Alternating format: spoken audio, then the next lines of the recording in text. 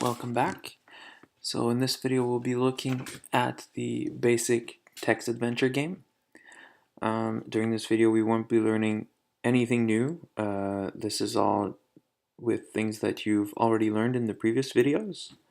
So I'll be stepping you through how I created a basic text adventure game, and afterwards you'll be free to tweak it, modify it, or create your own from scratch, which would be great, so you can get to practice these things that you've learned. So we'll just step through here. We have we're creating our random number generator and our scanner here so that we can use them throughout our code. Something to note, I don't believe I've mentioned this in the previous video, but you do have to make sure you import these to be able to use them in the first place. Like this. Alright. Then after we do that, we're outputting some stuff to the console, and then we await for input for the name. We output some more things. Uh-oh. Source just starts attacking you. We'll go ahead and run the program right now so we can kind of see what's going on at the same time as we go through the code. So I'm just going to put Momo for the name. Welcome. Alright. So after we say source just starts attacking you, we create a player health and enemy health variable with a base value added to a random value. Here we create a boolean. This is going to be used within this loop that's coming up. We have a loop that will run until your player health is 0 or less, or rather as long as your health is greater than 0. Why we're going to use this is if you kill the sorceress, we'll make sure to break out of the loop early. So this is how we're going to know that the player actually won. But we'll look at it more when we get to that bit of the code. So we go through the loop. This is going to run all the way until the player reaches 0 or less health. And then we have your health, enemy health, do you wish to attack or heal? And that's what we see right here. And now it's awaiting for input right here. We're storing that in a variable called action. And then here we have an if statement, an else if, and an else on action. So if action is 1, we're gonna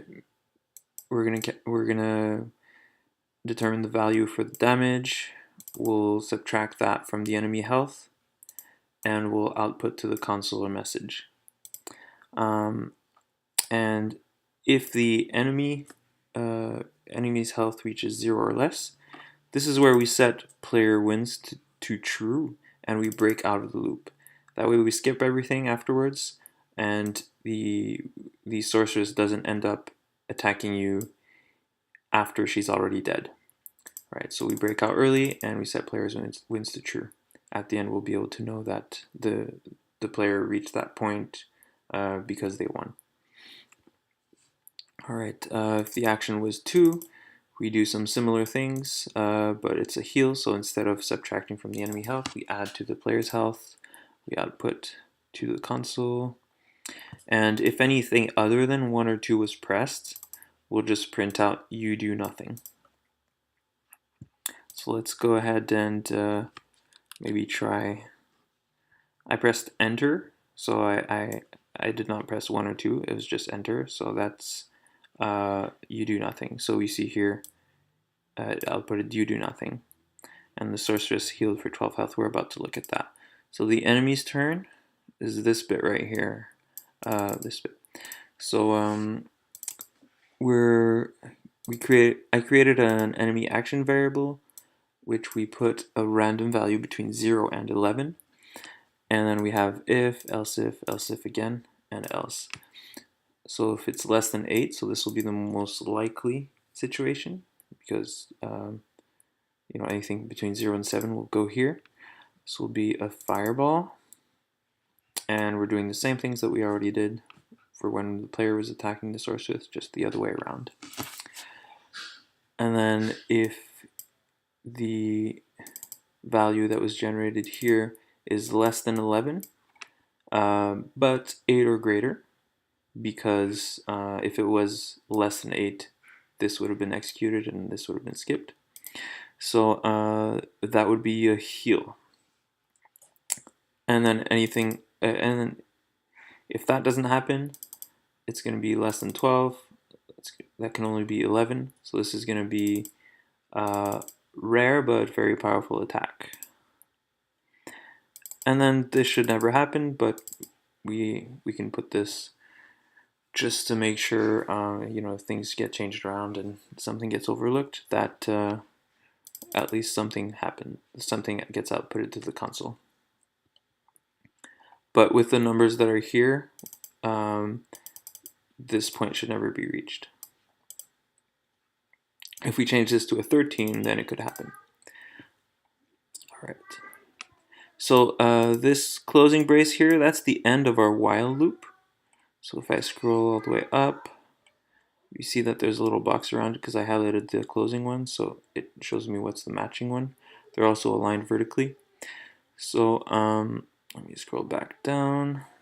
Okay, so this is the end of our while loop. So once we broke out of the loop, either because we're dead or because we've defeated the enemy, we go here. This is just to have an empty space, and then we check if the player won. If player wins is true, then we get this message. Otherwise, we've been defeated. So let's just get to that point just by running the program normally. So I'm just going to attack a bunch of times, see whether I win or not.